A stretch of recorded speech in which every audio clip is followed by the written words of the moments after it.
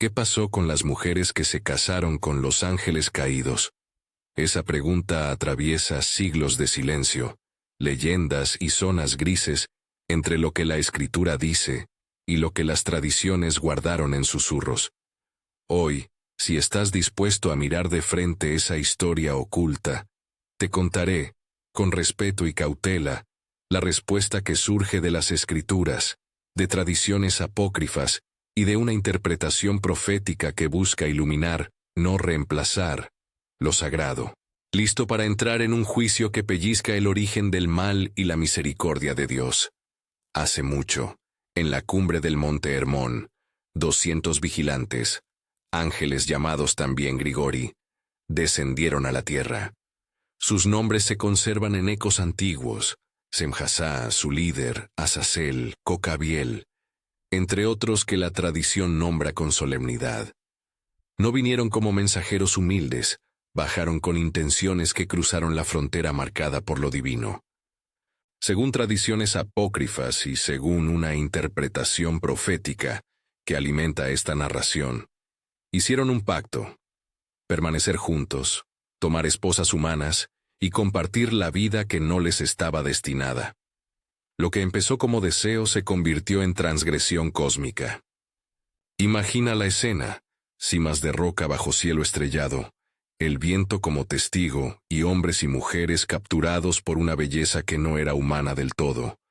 Fueron banquetes donde la carne y lo celestial se mezclaron, no meros encuentros furtivos, sino ritos que prometían acercar a los mortales a una divinidad adulterada. Las mujeres que se entregaron a aquellos seres no lo hicieron siempre desde malicia.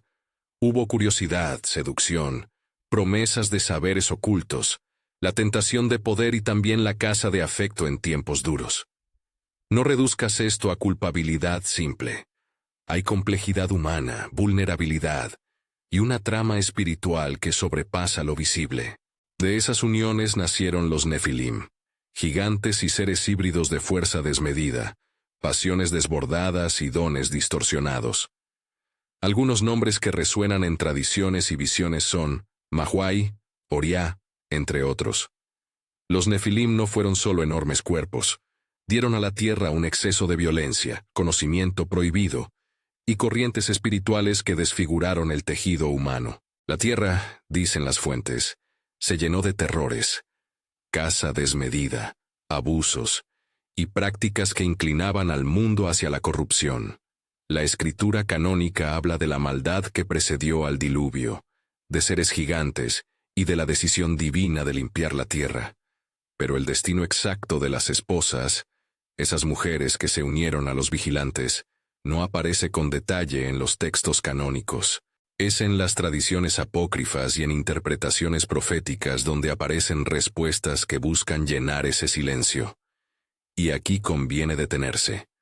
Lo que a continuación relato es una mezcla de lo bíblico, de lo que las tradiciones han preservado y de una revelación, interpretación profética, que trata de ser fiel al carácter justo y misericordioso de Dios. No se presenta como doctrina cerrada, sino como una ventana más sobre un misterio antiguo. Cuando el consejo divino se reunió y la injusticia sobrepasó su límite, la sentencia fue clara: había que restaurar el orden. Miguel, el arcángel designado por la soberanía de Dios, recibió la comisión de ejecutar juicio y reparación. No actuó por venganza propia, actuó por mandato divino, con autoridad que viene del trono y con el peso de la justicia santa. Su tarea no fue solo castigar a los vigilantes ni extinguir a los Nefilim. Su misión también incluyó determinar el destino de esas mujeres, de sus cuerpos, de sus memorias y de las consecuencias que sus elecciones dejaron en la historia humana. ¿Qué hizo Miguel con las esposas de los ángeles caídos? La respuesta no es única. Fue multiforme, acorde a la complejidad del acto y a la medida de misericordia o juicio que cada caso exigía. Según una tradición profética, Miguel desplegó una sentencia diferenciada. No todas fueron tratadas igual. Algunos destinos fueron disciplinados con severidad, otros con medidas de contención, y en algunos casos la compasión divina buscó preservar algo que todavía podía ser redimido. A continuación detallo, en viñetas evocadoras, ese abanico de destinos. Primero, hubo quienes fueron transformadas en constelaciones. Esta no es una metáfora ligera. Según una interpretación antigua, ciertas mujeres fueron elevadas de forma simbólica a los cielos como monumentos de advertencia. Sus cuerpos dejaron de existir como hombres los conocían, y sus nombres quedaron escritos en patrones de luz. No significa que Dios las deshonrara públicamente, sino que su memoria quedó fijada en el firmamento, señales visibles para las generaciones, una lección clavada entre las estrellas. No es un castigo sin sentido, sino una forma de poner un testimonio eterno. Recuerden lo que ocurre cuando lo divino se corrompe. Esta idea aparece en tradiciones que fusionan cosmología y moral. La narrativa la presenta como una interpretación profética que subraya la memoria colectiva. Segundo, algunas fueron convertidas en almas errantes, espíritus que no pudieron hallar reposo. Estas mujeres quedaron atrapadas entre mundos, sin encontrar descanso ni plena pertenencia. Se convirtieron en sombras que vagan, portadoras de anhelos rotos y advertencias mudas. En la tradición, este destino se vincula con la imposibilidad de asentar una línea espiritual con claridad. Su unión con lo sobrenatural las arrastró a un exilio interior. Aquí Miguel no destruye indiscriminadamente. Encarcela, aparta y vela, porque no continúe la influencia corruptora. Estas almas errantes, según la interpretación, se convierten en avisos que a veces vuelven en formas de remordimiento, o en leyendas posteriores, en apariciones furtivas que confunden a los hombres. Tercero, algunas esposas fueron selladas en cristales o reliquias. Esta imagen es poderosa. Fragmentos de vida encerrados en prisioneros de luz, como si la memoria y la esencia quedaran preservadas bajo un sello que evita su contagio al mundo. Miguel, con autoridad de custodio, confirió esta contención para que los efectos de su unión no siguieran propagándose. Estas prisiones no son eternas por propio capricho, son medidas de protección de la creación. Según la revelación interpretativa, estos cristales pasan, a veces, a manos de custodios angélicos, o se esconden en abismos donde solo la justicia y el tiempo guardan su secreto. Cuarto, hubo casos en los que Dios aplicó olvido misericordioso. Esta fue, quizás, la decisión más humana de todas. Algunas mujeres recibieron un acto de gracia que borró su recuerdo de la comunidad. Sus nombres se desvanecieron. Sus historias quedaron ocultas por un sello de olvido, implantado por orden divina. No es que sus acciones fueran justificadas, pero la misericordia buscó no arrastrar a generaciones futuras bajo la carga de un acto que ya había sido juzgado. Este sello de olvido, según tradiciones y la interpretación que aquí compartimos, fue diseñado con intención. Protege al tejido social y evita que la tentación de repetir se perpetúe por memoria. Sin embargo, el sello no fue perfecto. En algunos casos presentó fallas, y fragmentos de memoria escaparon, dando origen a retazos de leyenda, chispas de poder o anomalías espirituales que surgirían siglos después. Quinto, para quienes la transgresión había dado lugar a maldad activa y continuada, el castigo fue más severo. Condenación y separación definitiva. Aquí Miguel actuó como ejecutor de justicia, apartando aquello que no podía ser redimido, sin poner en jaque el propósito creador. La narrativa profética insiste en que la justicia de Dios no es crueldad, es la defensa del orden y de la vida. Por tanto, algunos destinos implicaron una separación que soslayaba cualquier posibilidad de retorno a la plenitud humana. No todas estas medidas fueron exclusivas. Hubo también combinaciones. Una mujer podía quedar parcialmente sellada, con fragmentos de memoria retenidos en cristal, mientras otra parte de su alma erraba como sombra. Miguel, como custodio, tuvo que aplicar respuestas adaptadas a cada caso, determinando un equilibrio entre restitución, contención y advertencia. ¿Y qué pasó con los hijos? los Nefilim. Miguel ordenó su extinción física, pero su alma y su esencia no fueron todas eliminadas de forma homogénea.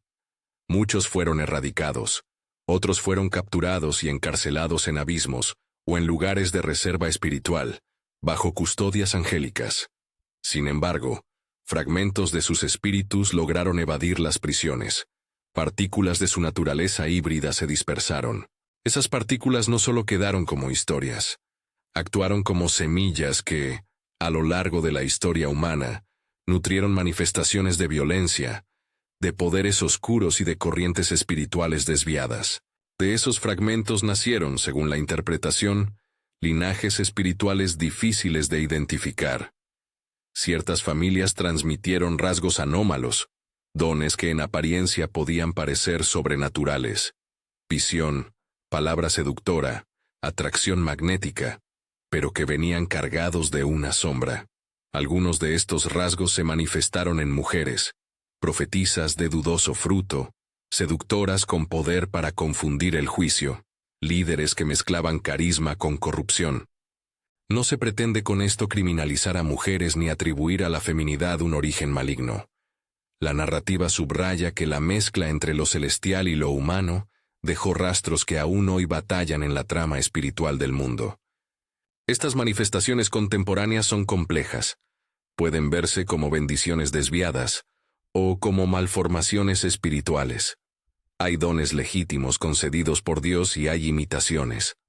La línea entre uno y otro se vuelve borrosa cuando linajes espirituales han sido contaminados por fragmentos nefilim. Por eso el llamado es a discernir. No todo fenómeno sobrenatural es de Dios, y no todo don es prueba de santidad.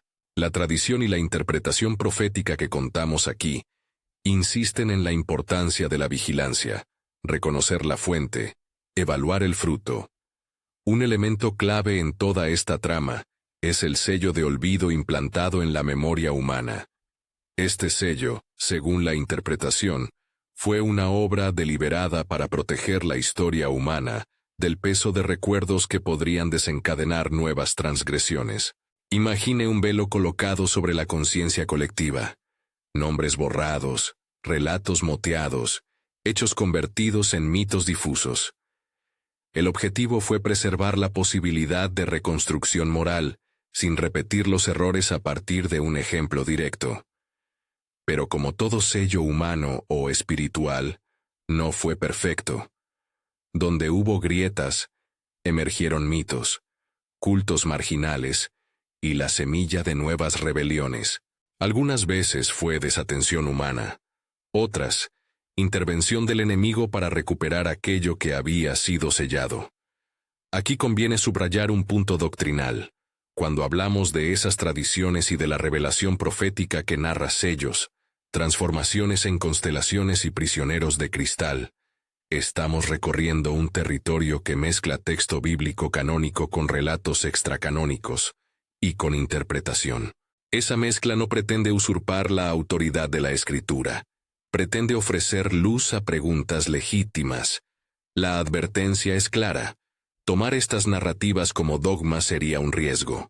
Úsalas para advertencia, para chispa de discernimiento, no para construir doctrinas que prometen certezas donde solo hay misterio. Volvamos a Miguel. ¿Cómo ejecutó concretamente estas medidas?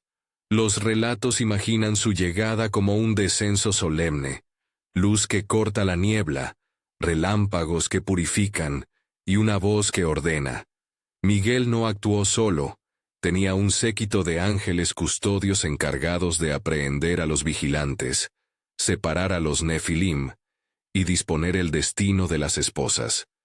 En algunos relatos, los nombres de custodios menores aparecen como arcontes asignados a la vigilancia de cristales o cárceles abisales. Miguel, en su papel, clasificó quién debía ser olvidado, quién preservado en constelaciones, quién sellado en cristal, quién confinado a las sombras errantes y quién apartado sin posibilidad de retorno. Todo bajo el decreto divino. Lo que puede sorprender es la mezcla de justicia y compasión aplicada. No hubo regodeo en la sentencia. Hubo criterio. Por ejemplo, aquellas mujeres que, tras su unión con los vigilantes, quedaron atrapadas en un estado de arrepentimiento y no fomentaron la corrupción posterior. Fueron tratadas con la medida de misericordia llamada olvido piadoso. Esta no es una evasión de responsabilidad, sino una gracia calculada para impedir daños mayores. En contraste, quienes participaron activamente en nutrir cultos, prácticas violentas o la continuación de la corrupción, enfrentaron medidas que buscaban protección para la creación. ¿Qué enseñanza trae esto a quien escucha hoy? Primero, que las acciones tienen consecuencias que trascienden generaciones. Segundo, que la justicia de Dios busca restaurar el orden sin renunciar al amor. Tercero, que la memoria puede ser un peligro o una gracia. Recordamos para aprender, pero también podemos quedar presos de recuerdos que continúan la cadena del mal. Por eso el sello de olvido no fue un olvido caprichoso, sino una intervención prudente. Ahora bien, ¿y los fragmentos que escaparon? Es aquí donde la historia se vuelve contemporánea. Esos fragmentos, dispersos en la sangre de linajes, en prácticas ocultas, en tradiciones marginales, se han manifestado a lo largo de la historia como fenómenos de poder y de tentación. Desde personajes históricos envueltos en crueldades inexplicables, hasta movimientos religiosos que distorsionaron la gracia, se pueden rastrear huellas de esa influencia. Actualmente, algunos de esos linajes espirituales se expresan en mujeres con carismas fuera de lo común. La capacidad de atraer multitudes, palabras que seducen corazones, dones proféticos que carecen de fruto santo. No todos los dones extraordinarios son maliciosos, muchos son verdaderamente de Dios. Pero la advertencia es discernir la fuente, porque la forma puede ser similar. Existe otro hilo importante: la guerra invisible entre fragmentos nefilim y guardianes. Desde el momento en que Miguel selló, surgió una contienda soterrada. Los ángeles custodios velan las prisiones, otros fragmentos intentan abrir brechas. En la historia se cuentan episodios en los que estos fragmentos lograron influir en líderes, en instituciones y en líneas de sangre. En tiempos de fragilidad espiritual, esas influencias se intensifican. Por eso la profecía que acompaña a este relato advierte: en los últimos días habrá señales de que sellos se aflojan, memorias ocultas resurgen, y la verdad entera saldrá a la luz. Y aquí llegamos al punto más decisivo: la profecía final. Según la revelación profética que integra esta narrativa, Miguel dejó una palabra para los últimos días. No fue una venganza, sino una promesa de restauración y separación definitiva. La promesa afirma que el tiempo de los velos terminará. Los sellos que protegieron la memoria humana se romperán parcialmente. La verdad detrás de las uniones prohibidas y de los destinos de sus esposas será revelada, y con esa revelación vendrá una última separación. No una vindicta arbitraria, sino una clarificación de destino para que la creación retorne a su intención original. ¿Qué implica eso para nosotros? Primero, que la verdad será restaurada. Las sombras serán arrojadas a la luz. Segundo, que habrá una purga espiritual donde lo que ha estado mezclado será finalmente separado. Miguel, según la tradición, será nuevamente instrumental en esa obra. No por iniciativa propia, sino por mandato del juez soberano. Esta separación final será un acto de justicia que busca restablecer el orden divino y abrir paso a la plenitud prometida. Pero la profecía también trae un llamado: preparación. No se trata de temor paralizante, sino de vigilancia activa. Vigilar implica discernir, orar, someter toda experiencia sobrenatural al crisol del Evangelio, y no confundir manifestación con aprobación divina. Vigilar implica restaurar la vida en nuestras comunidades, proteger a los vulnerables que pueden ser atractivos a falsas promesas, y formar liderazgo que no se deje seducir por apariencias. Vigilar implica cultivar memoria correcta, recordar la gracia y la injusticia, sin quedar encadenados por ambos. En este punto es bueno aclarar cómo tratar esta narrativa en la vida práctica. No construyas doctrinas sobre la base de tradiciones apócrifas. Aprende de ellas, pero filtra siempre con la Escritura. No busques estigmatizar personas que presentan dones. Examina el fruto. No repitas un juicio que no te corresponde. La ejecución de justicia última pertenece a Dios y a sus designados. Y sobre todo cultiva misericordia. La historia de las esposas de los vigilantes es, ante todo, una lección sobre la fragilidad humana y la redención posible. Quizás te preguntas, ¿cómo reconocer hoy si algo procede de esos fragmentos? No hay una lista mecánica, pero algunos signos aparecen con frecuencia en la enseñanza tradicional. La glorificación del poder por encima del amor sacrificial, la seducción que busca dominio, las prácticas que degradan la creación o que promueven culto a la impunidad. En contraste, el fruto del Espíritu es amor, bondad, mansedumbre y fidelidad a la verdad. La separación entre origen y fruto es el mejor criterio. Donde la autoridad se ejerce para abusar, hay peligro. Donde se ejerce para servir, hay indicio de la gracia de Dios. Antes de seguir, quiero recordarte algo importante. Si esta narración te está hablando, suscríbete para que podamos seguir explorando juntas estas revelaciones y discernimientos, con respeto y profundidad. Retomando, no podemos omitir la dimensión humana de las esposas. Algunas tradiciones las nombran Istahar, Naama, Agrat, Batmat, Star, Mawai. Estas mujeres, en ciertas corrientes interpretativas, son retratadas tanto con belleza como con tragedia. Es imprescindible tratarlas con dignidad. No son caricaturas de maldad. Son personas complejas que tomaron decisiones que tuvieron consecuencias enormes. Sus historias nos confrontan con la fragilidad del humano que busca algo más allá de su naturaleza sin comprender el costo. Cuando Miguel determinó sus destinos, no las redujo a estigmas. En muchos casos, su tratamiento reveló la compasión divina incluso en medio de la justicia. ¿Por qué queda hoy este rastro en la historia humana? Porque la creación no es un tablero que se borra de un día para otro. Las decisiones dejan improntas. Cuando espíritus y cuerpos se mezclan, las consecuencias no se desvanecen con facilidad. La labor de Miguel fue mitigadora, correctiva, pero no siempre absoluta. Esa persistencia explica la presencia de cultos, prácticas ocultas y fenómenos que, con el tiempo, se infiltran en tradiciones aparentemente legítimas. La responsabilidad de los creyentes no es caer en teorías conspirativas, sino en discernimiento serio, entender raíces y confrontarlas con el Evangelio. Volvamos a imágenes concretas. Imagina una isla donde un cristal contiene parte de una historia corrupta. Ese cristal, guardado en una cueva celeste, brilla en la oscuridad como advertencia. A lo largo de los siglos, peregrinos curiosos vienen y van. Algunos solo miran, otros intentan romper el cristal. Cada intento casi siempre genera consecuencias. Liberación de fragmentos que van a alimentar nuevas distorsiones. Los custodios, ángeles menores, vigilan, reparan y a veces intervienen para reencerrar.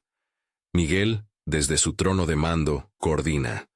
Su acción es equilibrada, preserva la creación, impide la expansión del mal y permite, cuando conviene, la restauración.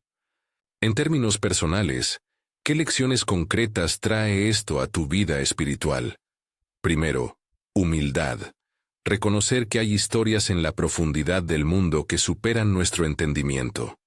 Segundo, responsabilidad. No jugar con lo sobrenatural como si fuera un entretenimiento.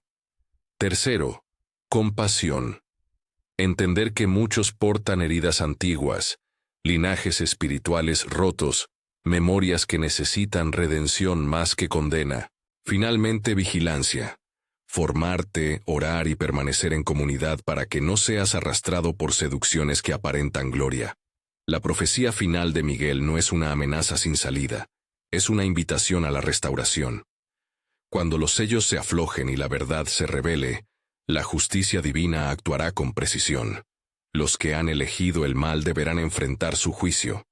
Los que se arrepienten encontrarán misericordia. En ese momento, la labor de Miguel será de separación final, no de escarnio, sino de establecimiento de un nuevo orden en el que la creación pueda finalmente cumplir su propósito. Quiero cerrar recordando algo que atraviesa toda esta historia: la soberanía de Dios. Miguel no actuó fuera de la voluntad del Creador. Fue instrumento de una autoridad superior que busca la vida. Por eso, todo discurso sobre estas cosas debe permanecer anclado en reverencia, no en morbo. La búsqueda de sensaciones fuertes no honra la verdad. En cambio, la búsqueda de discernimiento humilde, de oración constante y de comunidad fiel, sí honra. La pregunta inicial: ¿qué hizo Miguel con las esposas de los ángeles caídos? Encuentra su respuesta en acciones diversas, pero coherentes con justicia y misericordia. Transformaciones en constelaciones como memoria eterna. Encierros en cristales para contener el daño. Almas errantes que recuerdan la tragedia. Sellos de olvido piadoso. Y, en los casos irredimibles, separación definitiva. Todo ello realizado por el arcángel por mandato divino, con el propósito de restaurar el orden y proteger la creación. Que esta interpretación te mueva a dos cosas prácticas. Primero, a discernir cualquier experiencia espiritual con humildad y criterio bíblico. Segundo, a orar por restauración en las familias, comunidades y linajes que puedan llevar heridas antiguas. La historia de las esposas de los vigilantes no es una fábula de horror para entretenernos. Es una invitación a la conversión, a la vigilancia y al cuidado del débil. En los últimos días, según la revelación que hemos compartido, la verdad saldrá a la luz y la separación definitiva llegará. Miguel, fiel a su encargo, cumplirá su parte como custodio de la justicia divina. Y nosotros, mientras tanto, estamos llamados a permanecer vigilantes, a amar con verdad y a velar por la pureza de la fe. Si esta palabra resonó en tu interior, comparte este mensaje con alguien que necesite discernimiento y fortaleza espiritual.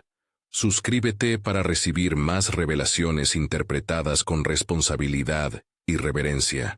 Que la paz y la sabiduría de Dios te acompañen en la búsqueda de la verdad, y que permanezcas alerta en espíritu, siempre anclado en la gracia que transforma.